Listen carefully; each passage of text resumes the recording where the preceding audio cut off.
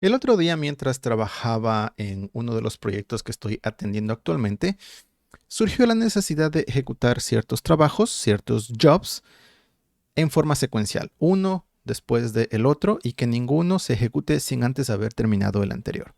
Entonces, pensé en utilizar job chaining. Si ustedes revisan la documentación en Laravel, job chaining es una técnica de Laravel que nos permite definir un listado o un array de jobs, y Laravel se encarga de ejecutarlo secuencialmente. Ninguno de estos se va a ejecutar sin antes haber terminado el anterior. Así que me venía ideal para lo que necesitaba hacer. Pero mientras escribía mi archivo de pruebas, mi archivo de test, me surgió un problema en el que perdí mucho tiempo buscándole una solución y me gustaría compartir con ustedes ahora. En mi cabeza yo pensé, mi pensamiento era, voy a empezar añadiendo a la cadena un solo job, y luego en mi archivo de pruebas voy a comprobar que ese job se haya despachado. Cuando haya comprobado eso, entonces voy a añadir el segundo job a la cadena, y en mi archivo de pruebas voy a comprobar que se haya despachado también esos dos jobs. Y finalmente el tercero, ok, aquí voy a despacharlos, y en mi archivo de pruebas voy a comprobar que se hayan despachado los tres, y así iría poco a poco desarrollando toda mi lógica, que es toda esta lógica de aquí, que no tienen por qué entenderla, simplemente lo que quiero mostrarles es el problema que tuve y cómo lo solucioné. ¿Ok? Entonces, inicialmente, lo que hice es, en mi código de la aplicación, creé una variable chain que tiene una colección con, primeramente, mi único job que quería comprobar que se estaba despachando. Y luego, entonces, a este chain le hice un dispatch.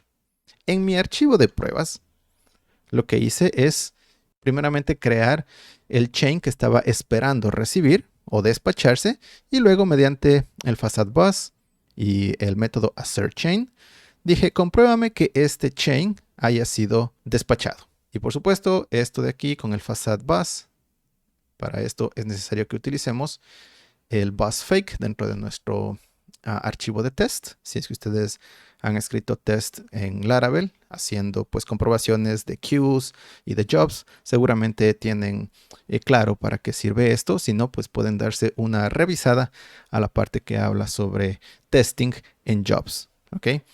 Pero en todo caso, lo que yo quería es comprobar que este chain, que en este caso contiene un solo job, haya sido despachado. Y en mi código aparentemente estoy haciendo todo bien. Estoy creando esta colección que contiene exactamente este mismo job, el que espero recibir acá, y luego lo estoy despachando. Pero mi sorpresa fue la siguiente. Cuando ejecuto el test, voy a ejecutarlo, tengo este extraño error que me dice que el chain no puede estar vacío.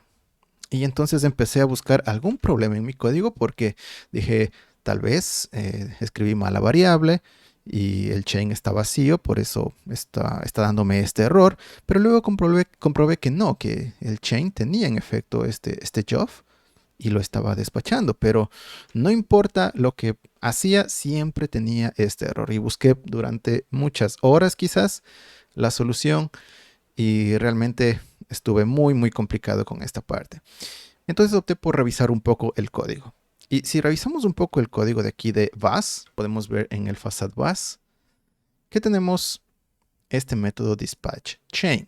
Y como vemos aquí, inicialmente recibe la cadena de jobs, y luego lo interesante es aquí. Como parámetros o como argumentos al constructor de esta clase pending chain, lo que hace es utilizar esta función arrayShift, que la aplica sobre precisamente los jobs y luego jobs. Ahora, ¿qué hace esta función arrayShift? Bueno, si usamos un poco aquí la ayuda, nos dice que extrae uno de los elementos del array y reduce el tamaño del array. Entonces, luego, como en esta función el parámetro es pasado no por valor, sino por referencia, se afecta directamente el array jobs. ¿Qué es lo que sucede? Lo que yo estaba pasando era un array que contenía pues el valor de uno de mis jobs. Entonces, cuando se le aplicaba array shift, este primer elemento desaparecía. De manera que, como segundo parámetro, lo que estaba enviando era un chain, un array vacío. Y por eso me daba el error que el chain no puede estar vacío. Realmente es algo muy sencillo, pero que me costó horas entender.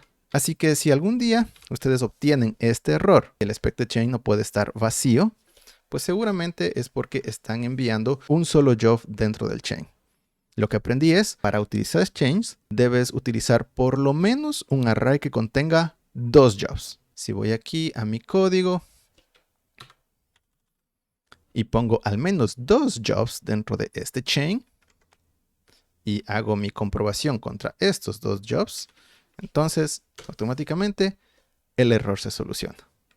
Pero nuevamente, si es que incluimos un solo job, vamos a comentar este para obtener exactamente el error que queremos, es este de aquí. Bien, entonces espero que si en algún momento se topan con este problema, pues no pierdan tanto tiempo como perdí yo. Y recuerden que siempre que utilizamos job chaining, debemos incluir al menos 2 jobs, nunca solo uno.